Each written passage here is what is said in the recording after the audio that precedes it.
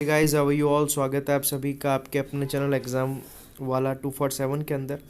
Guys हम पढ़ चुके हैं भाग 1 जिसका अध्याय 2 जिसमें डेफिनेशन थी 7 से 7:40 तक। अब हम पढ़ने जा रहे हैं भाग 2 जिसका अध्याय है 3 और इसमें है 8 से 23B तक। ठीक है, तो सबसे पहले देखते हैं 8 से आता है गेट, और गेट पे कौन खड़ा है? प्रोबेशनर। मतलब 8 के अंदर किसका प्रावधान है? परिवीक्षाधीन यानी प्रोबेशनर का। ये क्या चीज़ है? स्थायी पद से पूर्व प्रोबेशन देना पड़ता है 2 साल के लिए। इसकी अधिसूचना 13 मार्च 2006 को आई थी और प्रभावी हुआ ये 20 जनवरी 2006 से। तो ये देखना पड़ेगा कब प्रभावी हुआ, 20 जनवरी 2006 से। फिर 8A, फिर आता है 8A। इसमें आता है प्रथम नियुक्ति के समय आयु। तो देखो 8 पे कौन खड़ा है? प्रोबेशनर खड़ा है और प्रोबेशनर की आयु अपने को लिखनी पड़ेगी। तो फर्स्ट नियुक्ति के समय आयु पहले हुआ करती थी 16 से 40, लेकिन जहाँ भी सिक्योरिटी जमा होती है या फिर जहाँ पे अपने को फॉर्म फीस देनी पड़ती है वहाँ पे आयु है 18 मिनिमम।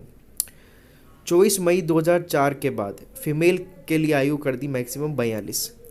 SC/ST को छूट दे दी 5 साल की।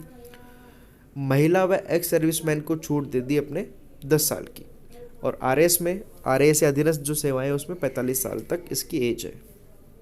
ठीक है, फिर 9 के अंतर्गत है। 9 का साउंड है वाइन से, और नवीन नियुक्ति पर स्वास्थ्य प्रमाण पत्र देना।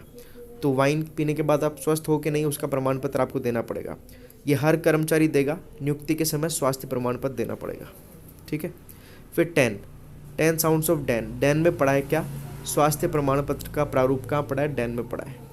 ठीक है, तो चिकित्सा प्रमाण पत्र का प्रारूप डैन में पढ़ा है। फिर 11 लेमन।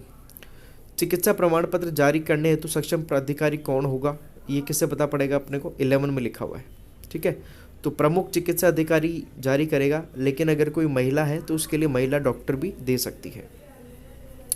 फिर 12 में है स्वास्थ्य प्रमाण पत्र से मुक्त कर्मचारी कौन है? वो अपन आगे पढ़ेंगे, आगे डेफिनेशन उसकी। 13 है राज्य सेवा की मूलभूत शर्तें। तो 13 हर्टिंग। तो ये जो शर्तें हैं ना, ये बड़ा हर्ट करती है। शर्तें बड़ा क्या करती है? हर्ट। तो कर्मचारी का संपूर्ण समय गवर्नमेंट का होगा और उसके लिए कर्मचारी एक्स्ट्रा मनी डिमांड नहीं कर सकता। ये मूलभूत शर्तें हैं। ठीक है, ऐसा नहीं कि अरे साहब छुट्टी होगी मैं तो घर आ गया हो, मेरे को काम मत बताओ, आप बता सकते हैं वो। फिर आता है 14। इसमें आता है पदाधिकार संबंधित मूलभूत सिद्धांत। 14 फाइटिंग। तो फाइट हो रही है किसके लिए? पदाधिकार के लिए। इसमें मूलभूत सिद्धांत क्या है? एक पद एक व्यक्ति, है ना, मतलब एक स्थायी पद पर एक से ज़्यादा व्यक्ति नियुक्त नहीं होंगे। एक पद पर कितना व्यक्ति होगा? एक व्यक्ति नियुक्त होगा। ठीक है, फिर है 15 के अंतर क्या है? पदाधिकार है। 15 के अंतर क्या है? पदाधिकार। इसमें क्या है? 15 पदाधिकार, मतलब 15 साउंड्स ऑफ लिफ्ट। तो लिफ्ट में क्या पड़ा है? उसका पदाधिकार पड़ा है, पद का अधिकार पड़ा है। रिक्त स्थायी पद पर स्थायी रूप से नियुक्त कर्मचारी पदाधिकार प्राप्त कर लेता है ना। कोई रिक्त पद है, उस पर कोई कर्मचारी स्थायी रूप से नियुक्त हो गया तो उसका पदाधिकार हो गया वो, है ना। और उसका पूर्व में जो अर्जित पदाधिकार है वो समाप्त हो जाएगा।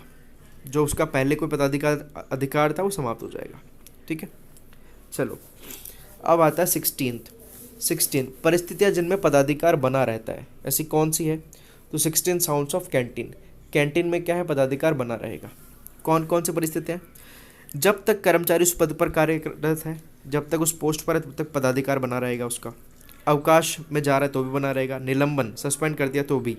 विदेश सेवा में जा रहा है तो भी। और कार्यग्रहण समय, जैसे एक जॉब से दूसरी जॉब में जा रहा है या एक स्थान से दूसरे स्थान ट्रांसफ़र हुआ है तो भी उसका क्या? पदाधिकार बना रहेगा। उससे पदाधिकार ले नहीं सकते आप। फिर 17 इसमें है पदाधिकार का निलंबन। 17 सेट। तो सेठ जी कर सकते हैं क्या? पदाधिकार का निलंबन। कब हो सकता है? किसी सावधिक पद पर नियुक्ति, है ना, किसी दूसरे पद पर नियुक्ति हो जाए, भारत के बाहर नियुक्ति हो जाए 3 साल से ज़्यादा के लिए। ऐसा पद जिस पर अन्य का पदाधिकार हो, किसी अन्य ऑलरेडी पदाधिकार में है उस पर आपका पदाधिकार निलंबित हो जाएगा, आप उस पर दावा नहीं कर सकते। ठीक है, फिर आता है 18 में क्या है? देखो 18 में क्या है? देखो पदाधिकार को समाप्त करना। 18 एक्टिंग वालों का पदाधिकार एंड कर दो। तो कर्मचारी की सहमति से या उसके बिना भी समाप्त किया जा सकता है। कर्मचारी की सहमति लेकर कर सकते हैं, उसके बिना भी कर सकते हैं। फिर 19 पदाधिकार का स्थानांतरण। 19 साउंड्स ऑफ नमकीन। नमकीन एक जगह पड़ी थी, उसको स्थानांतरित कर दिया अपन ने। कैसे होगा? कर्मचारी किसी पद पर पदाधिकार रखते हुए उस पद का कार्य नहीं कर रहा तो उसके पदाधिकार से ट्रांसफर दूसरे पद पर कर देंगे उसको, है ना। दूसरे पद पर उसको ट्रांसफर कर देंगे अगर उसको पदाधिकार रखते हुए भी वो कार्य नहीं कर रहा है तो। ठीक है, चलो फिर आता है 20 में क्या है? 20 साउंड्स ऑफ आंटी। कर्मचारी का स्थानांतरण। क्या है? कर्मचारी का स्थानांतरण। देखो कैसे स्थानांतरण कौन करेगी? आंटी। कब कर सकते हैं? एक पद से दूसरे पद पर होगा। पदोन्नति भी हो सकती है, डिमोशन हो सकता है। कब? या तो कर्मचारी दुर्व्यवहार करे या कर्मचारी खुद प्रार्थना पत्र लिख के दे दे कि भाई साहब हमको उधर ही जाना है वापस, तो भी उसका डिमोशन हो सकता है। ठीक है, तो स्थानांतरण एक पद से दूसरे पद पर तो हो ही सकता है, और डिमोशन भी हो सकता है अगर वो खुद लिख के दे दे या वो कार्यकुशल ना हो या दुर्व्यवहार करे तो ऐसा। 21 बबल गम। इसमें लिखा है भविष्य निधि या जीवन बीमा के लिए अंशदान, है ना, वो इसमें लिखा हुआ है। ये कैसे? 21 बबल गम।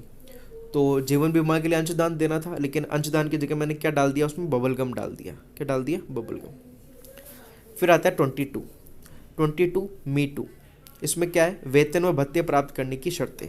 किसी के ऊपर मी टू लगा हुआ है लेकिन फिर भी वो वेतन व भत्ते प्राप्त करेगा। ठीक है, तो मी टू वाला भी वेतन व भत्ते प्राप्त करेगा, ये भी सही है। फिर आता है 23। इसमें स्थिति जब एक राज्य कर्मचारी नियोजन में नहीं रहता। ऐसी कौन सी स्थिति है जब उसको नियोजन खत्म हो जाता है ना। 23 ग्रीनरी। तो ग्रीनरी में घास में जाते हुए उसका नियोजन खत्म हो जाएगा, ऐसे याद कर सकते हैं। फिर 23A अस्थायी कर्मचारी की सेवा समाप्ति के लिए नोटिस। पहले तो स्थायी के लिए था, स्थायी कब नियोजन में नहीं रहेगा, और 23 कि अस्थायी कब नियोजन में नहीं रहेगा। ठीक है, तो इसमें भी कैसे याद रखोगे? ग्रीनरी में अस्थायी कर्मचारी के लिए सेवा समाप्ति हो जाएगी। ठीक है, अब इसका थोड़ा डिटेल में है, वो पढ़ते हैं अपन। 21वें का तो जीवन बीमा या भविष्य निधि में अंशदान। 21A है हर कर्मचारी आरजेएचएस में अंशदान देगा। 21B है हर कर्मचारी जीपीएफ में मासिक योगदान देगा, और गवर्नमेंट भी महंगाई भत्ते की बकाया राशि जमा कर सकती है। ठीक है, जैसे क्या है?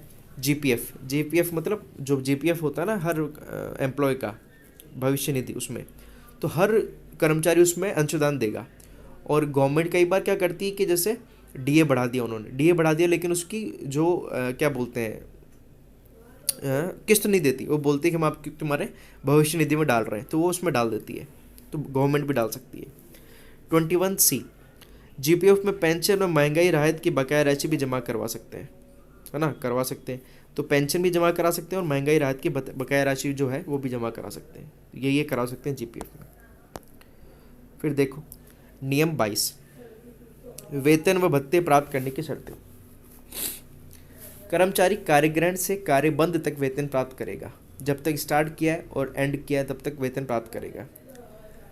मध्याह्न पश्चात अगर कार्यग्रहण किया है तो वेतन नेक्स्ट डे से मिलेगा, उसका नुकसान हो जाएगा। ठीक है, ध्यान रखना। फिर है 22A, इसमें क्या है? यदि कोई गैजेटेड ऑफिसर राजपत्रित अधिकारी ट्रेनिंग के बाद फिक्स टाइम तक सेवा दिए बिना त्यागपत्र दे दे तो उसे ट्रेनिंग का खर्चा और सैलरी लौटानी होगी।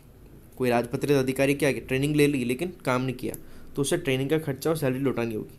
लेकिन टीए जैसे यात्रा की है, उसने आया गया है, उसका टीए भी है, नहीं लौटाना पड़ेगा।